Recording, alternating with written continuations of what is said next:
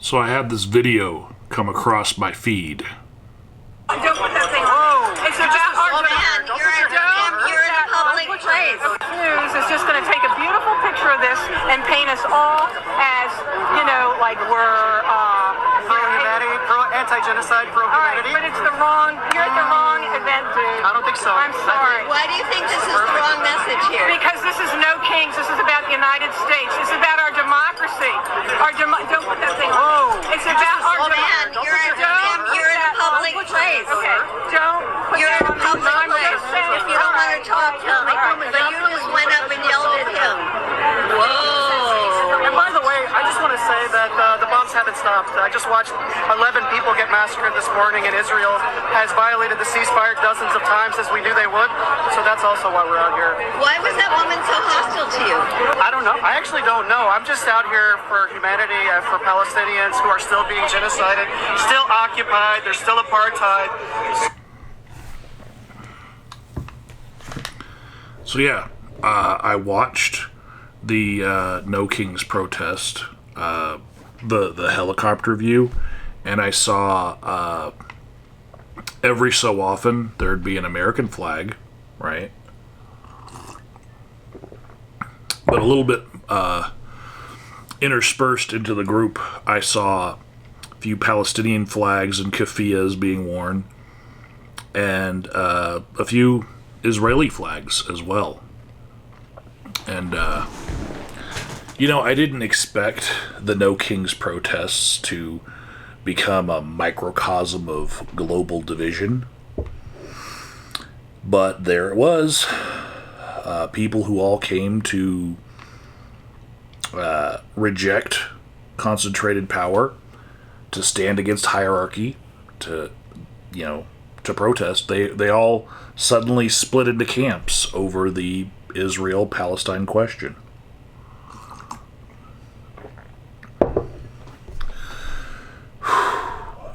And being grounded in my values, I don't think that I'm afraid to delve into this topic. I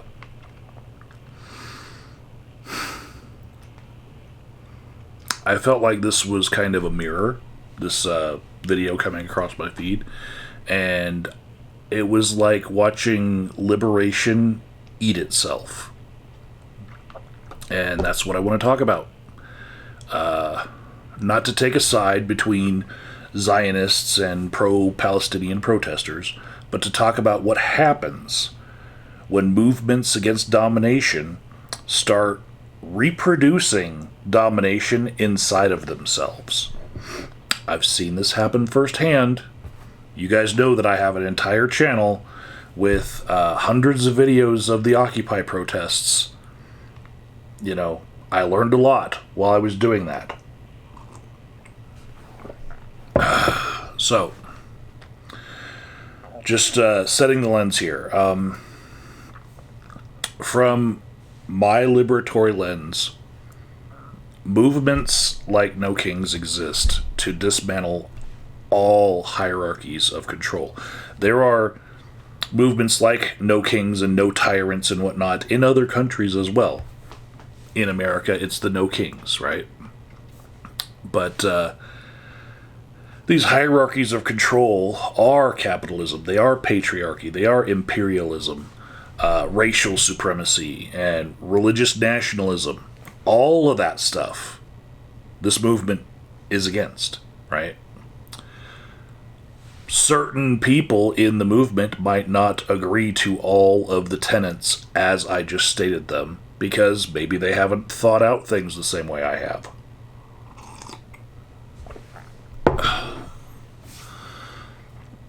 But when a protest against kings, against oligarchs, you know, against global hierarchy, turns inward and becomes a fight over moral legitimacy, we have lost the plot, right?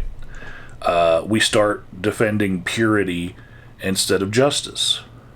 And we start choosing sides within the oppressed instead of standing against oppression itself, right? And that's not liberation. That's hierarchy in a new costume. All right? So we need to name this problem, right? At No Kings, some people showed up saying, free, free Palestine. That chant came out. And others came saying, we need to protect Jewish lives from anti-Semitism. And both of these voices are now under the umbrella of the left, right? Both of those instincts actually come from trauma, from history, from real fear and real pain, right? But when that trauma isn't held with care, it turns into competition in between those two groups, and who's the real victim and who's the real oppressor, right? And suddenly, the system that we're fighting, the kings that we're trying to say, no, we don't want, the same people that profited off the war that we're fighting about, that funds occupation, that arms both sides for profit with their, corporate-made weapons, fuck. That system gets exactly what it wants: division amongst the people it's selling the guns to. And that's because divided movements can't build power. And they're not going to be afraid of a divided movement. Okay? And going a little bit deeper into this, my liberatory lens here is going to ask us to step back, right? We're going to see the architecture of domination, not just the little fucking bricks, right? Colonialism didn't only steal land, right? It stole people's trust.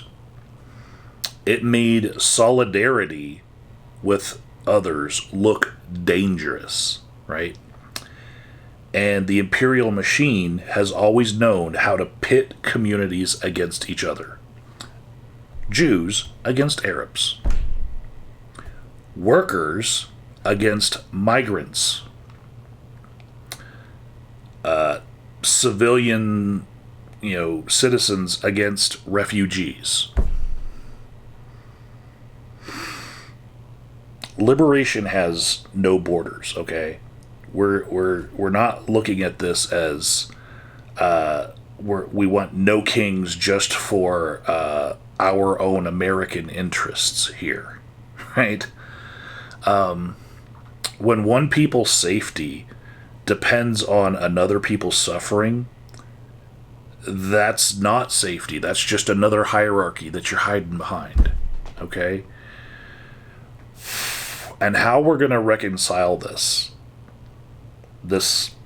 tearing apart of our movements from within, is to know that the goal is not to win a fucking argument. The goal is to end domination in every form. Tyrants, kings, oligarchs, all that stuff. No, I don't want to take a call right now.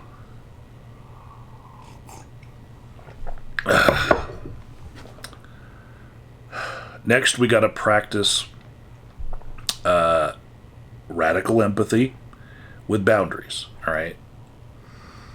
You don't have to agree with someone else's nationalism to acknowledge their pain, right? You can hold grief for Gaza and grief for the Israeli hostages, right? Liberation means refusing the dehumanization script altogether, right? When the whole fucking world is screaming for vengeance for their side.